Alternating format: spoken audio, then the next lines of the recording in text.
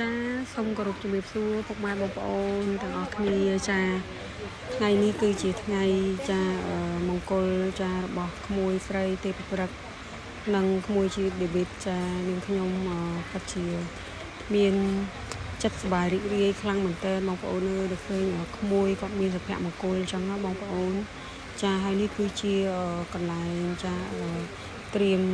យើងរៀបចំហើយជំនួសចាហើយនេះគឺជាទស្សនវិជ្ជាពេលព្រឹកព្រលឹមដែលនាងខ្ញុំទៅត្រៀមខ្លួនហើយជំនួសអញ្ចឹងណាបងប្អូនចាហើយតិចទៀតហ្នឹងនាងខ្ញុំនឹងដើរចូលទៅខាងក្នុងចាដើម្បីដឹកយករូបភាពពេលព្រឹកព្រលឹមត្រៀមនឹង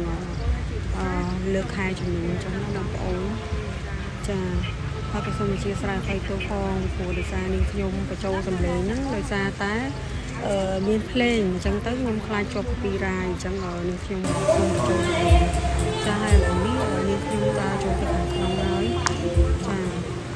ហើយយ៉ាងហ្នឹងដែរខ្ញុំមកដល់ម៉ោង9ព្រឹកបងប្អូនចាដើម្បីត្រៀមនឹងហែជំនួសចាបងប្អូនហើយនេះជាច្រកចូលខ្លងទ្វារព្រីមៀសាំងសុកចា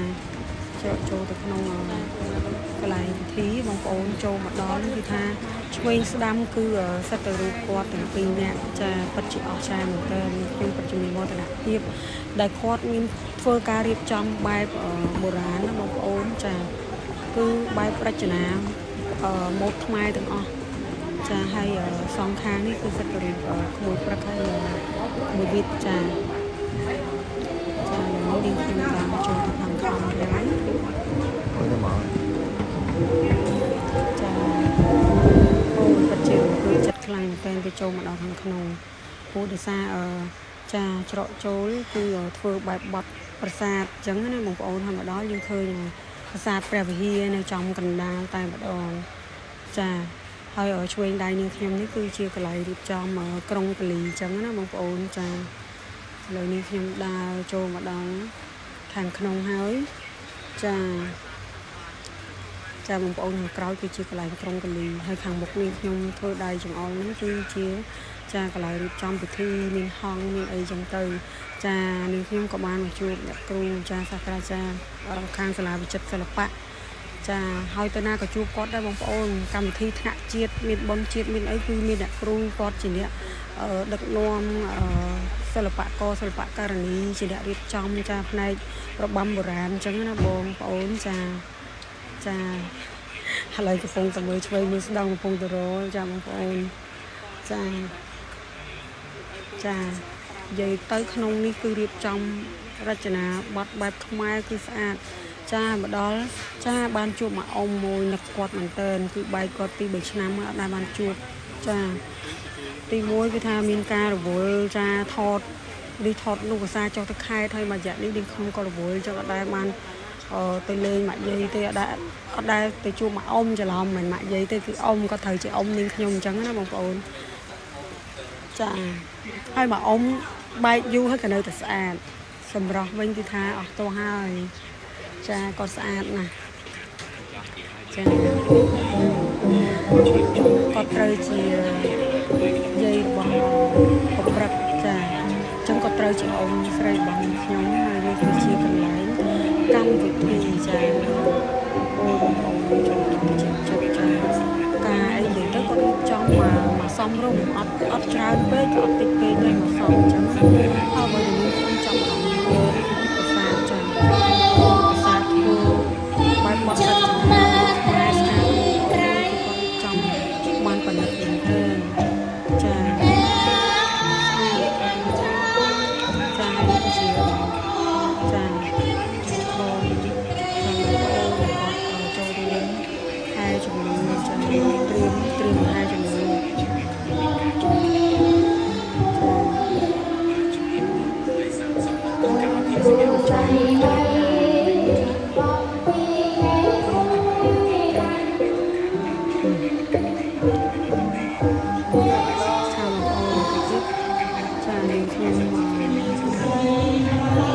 ជុំគ្នាជាមួយបងប្អូនដូចជាជាមួយសិល្បករសិល្បករខាងនេះដល់3ចៃជាចាំជួយ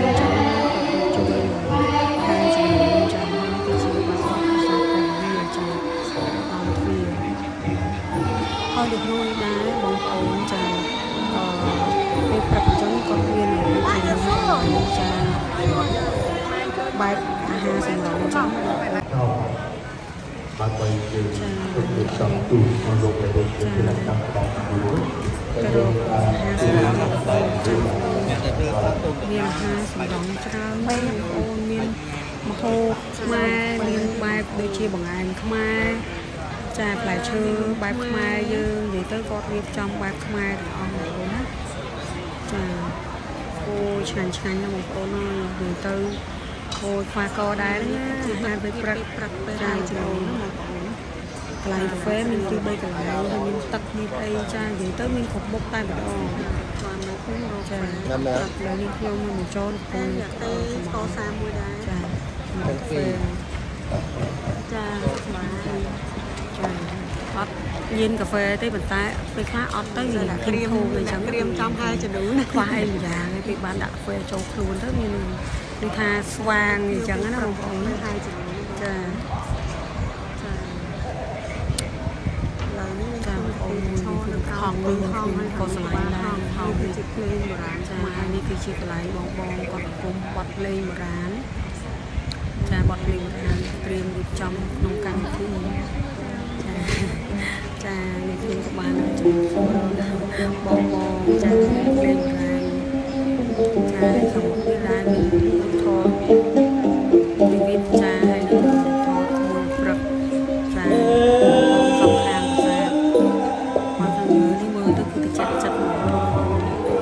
ចាបកមើលនំយើងវិញចាជាអាហារសម្រន់ពេលព្រឹកហ្នឹងប៉ាំងចា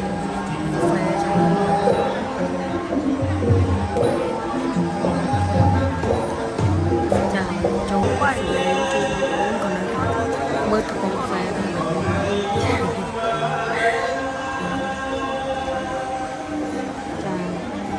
ម៉ែហើយនេះអ្នកម្ដាយរស់អូគាត់ជួយច្រើនណាបងប្អូនម៉ែលឿងអអត់ចាក់ចំចាអូយបកាយណាស់អ្នកលើទៅកម្មវិធីណាក៏ឃើញគាត់ដែរគាត់ជួយច្រើននៅក្នុងសិល្បៈចាថតរឿងជាមួយអ្នកម្ដាយដែរគាត់ចិត្តបានណាបងប្អូនមានកម្មវិធីទៅហើយជ្រុំជ្រែងហើយចាយ៉ាដឹងថាគេពាក់មាសការគាត់ជួយមកជំនួសដែរចឹងអូចឹងតែបើនេះស្គាល់ងាយត្រូវជាងនេះមិនសូវជាបកាយជាបញ្ចូលសម្លេងនេះខ្ញុំកំពុងតែនិយាយដែរអញ្ចឹងណាព្រោះដងការថតវីដេអូគឺយើងនិយាយផ្ទាល់ពេលយើងចូលអញ្ចឹងគឺគាត់អាចមានអីថានិយាយតនហេតុការណ៍អញ្ចឹងណាចាដោយសារតែក្នុងនេះមានភ្លេងចាំមើលសិនអូយយកសម្លេងរៀលពិតបាននេះគឺជាចំណងមួយឈ្មោះប៉ុនចា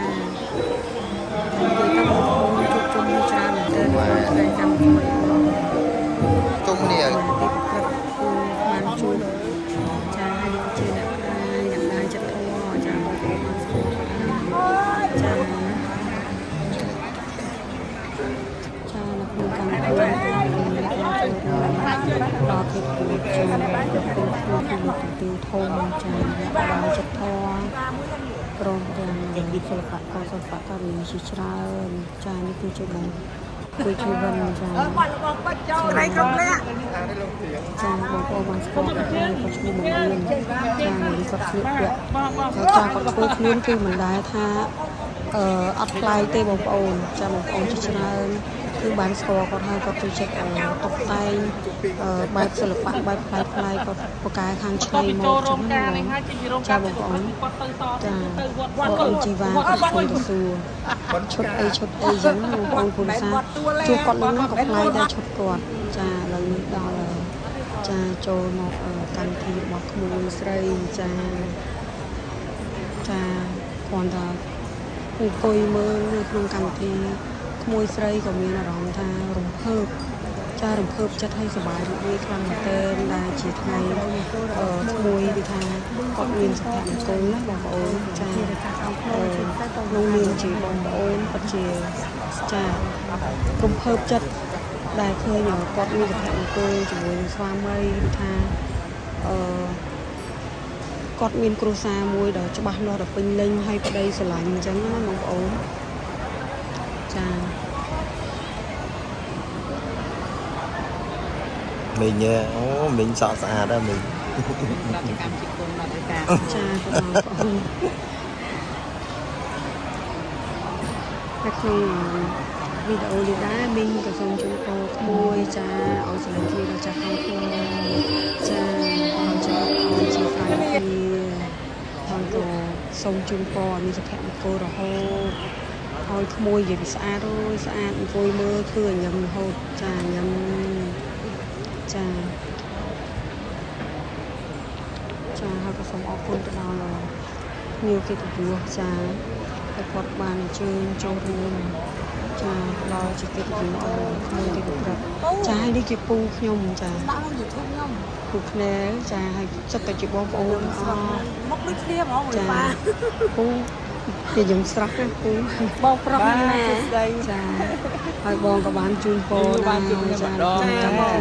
យូរជួបគ្នាម្ដងគ្រប់កម្មវិធីថាកម្មវិធីសិល្បៈអូប្រកម្មវិធីនិយាយទៅភ្ញៀវដែលគាត់ចូលរួម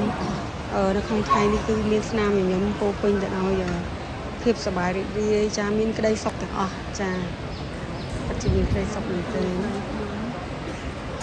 ចាហើយនេះក៏ជាចំណុចមួយដែរចាគាត់ឈ្មោះលោកភាជាមួយស្វាមីគាត់ចាខ្ញុំស្រឡាញ់គាត់ហើយគាត់គឺជាមនុស្សដែលថារស់រាយជាមនុស្សស្រីដែលគួរស្រឡាញ់គ្នានេះមែនទែនហើយគាត់ស្រឡាញ់បងប្អូនឲ្យជួបគ្នាឬណាគឺរស់រាយអញ្ចឹងតែបងស្រឡាញ់នេះគឺជាសម្រាប់ចិត្តមានខ្ញុំមក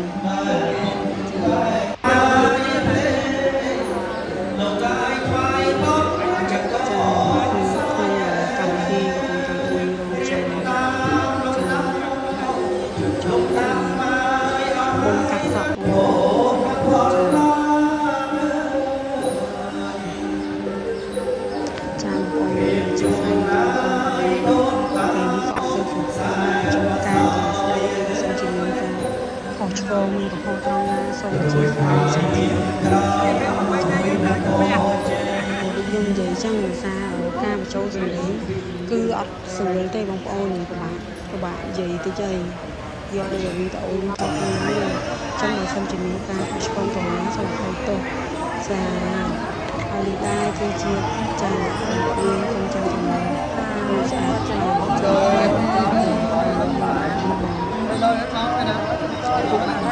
ចាបងសម្រាប់คนចូលបានតាមចាំបងប្អូនបានស្គាល់អនឡាញបងអានរស់ស៊ីចាបងនេះក៏តអូនគឺថានៅក្រៅវិញចាំងព្រៀបមកភាសាចាអង្គរវត្តហើយនឹងជាមួយការមួយគឺការរចនាគឺស្អាតបងប្អូនគឺសមជាមួយនឹងកម្មវិធីតែម្ដងចូលមកដល់គឺត្រូវគ្នាជាមួយនឹងកម្មវិធីចារៀបចំតែម្ដងបងប្អូនភាសាមានភាសាមានការរំលឹកមានអីចឹងទៅចាបងប្អូនចាបានចូលរួមស្អាតម៉ែម៉ាមីខ្ញុំកូនចាំចំណងទៅប្រភាសាទៅវិញកូនចាហើយចំណងទៅប្រអូយស្អាតអូនកូនស្រីគាត់ស្អាតគួរស្រឡាញ់តែចាខាងក្រៅកូននិយាយទៅគ្រូសាគាត់គឺស្អាតហើយវាដូចគ្នាចានេះគឺជាពូមីងអ៊ំរបស់ចាពូមីងអ៊ំរបស់នាងខ្ញុំតែម្ដងចាគឺអ្នកដៃមីងស្រឡាញ់គាត់ណាគាត់ពេញបេះដូងតែម្ដងទៅដល់ណាក៏ដែរភ្លេចក្មួយដែរអ្នកដៃមីងជូនពរឲ្យអ្នកដៃមីងចាមានសុខភាពល្អសូមបាញ់បរិយាកាស